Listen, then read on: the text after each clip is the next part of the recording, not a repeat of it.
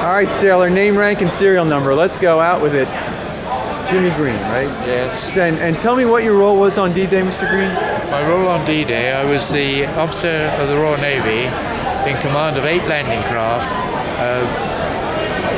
ordered to land at Omaha Beach at 6:30.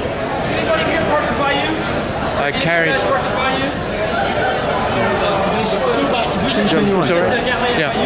I carried A Company of the 116th Regiment, some of them Bedford, Virginia, and 2 platoons of Rangers.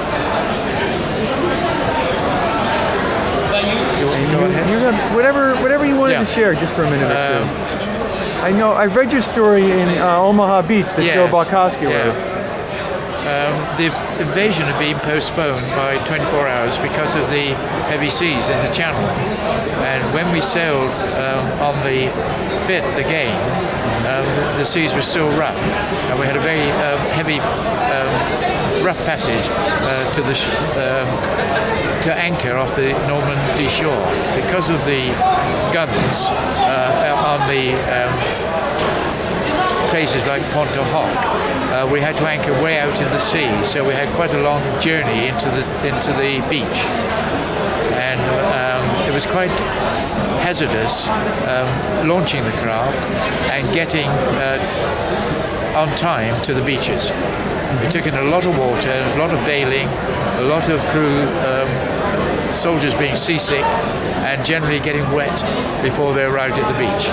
Mr. Green, were you in charge of a group of these landing craft? Yes. And were you leading them in yourself in that role, sir? Yeah, we had a landing craft. An LCA has a crew of 4, and we have an officer to every 3 landing craft. So in the 8 landing craft I had, there were 3 officers, but I was the leading officer. I controlled the craft.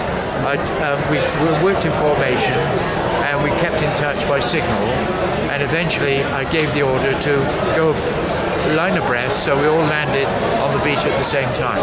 But we went in columns because it's easier to control there.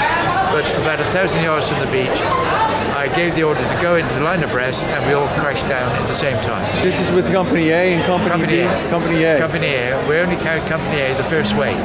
Good. Plus the 2 platoons of the Rangers on my right flank. They had to go and capture Point Percy, where there's supposed to be guns.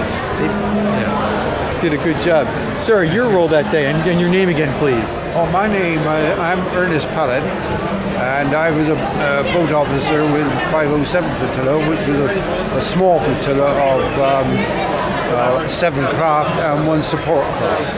Support craft was armoured with 2.5mm guns. And unfortunately, our force took the wrong course. The lead vessel that was supposed to be taking us in led us to the wrong point. Fortunately, Colonel Rudder, who was in one of the lead craft, realized what was happening and alerted the officers in charge, and we changed course, and of course it made us late getting in. But we landed at Pointe du Hoc, and by the time we got there, of course, the obstructions were pristine. They hadn't been attacked, dismantled in any way, and the coxswains of the craft did a wonderful job in managing to go through what was a chicane of obstructions with mines on them, and one was bearing off with a mine 3 feet from your head, which rather concentrates your attention somewhat. And we were lucky. We lost 1 craft on the way in through swamping. The weather was our biggest enemy as far as the sailors were concerned. We lost 1 craft through swamping. Fortunately, none of the men were lost. They were picked up by an LCT. And we hit the beach a half an hour later than we should have done. But we did get right up onto the beach. We had to get right up onto the beach because we had a lot of equipment on board. Ladders and rockets and ropes and Lord knows what. So it was no good us.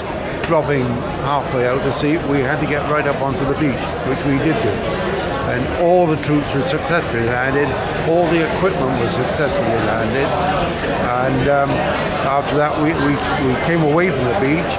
We lost another craft because of swamping coming away from the beach, and alongside of my flotilla, an American LCI was hit by mortars, and the crew jumped over the stern, and 3 of my craft went back in and picked 15 sailors out of the sea and took them back to our parent ship. How far out was the parent ship? By that time they had moved in. They were 12 miles out at the start, but as the landing, in order to avoid further losses through heavy seas, my ship moved in to within 3 miles. What was the ship that you were on? I was on the HMS Prince Bedouin. Yeah. There were 3 of us. There was the Prince Bedouin, the Prince Charles, that was the command ship, and the Prince Leopold. And the Rangers were on that ship as well They with were you guys? all on that ship. So you had the American Rangers, and in your We had the 5th Rangers.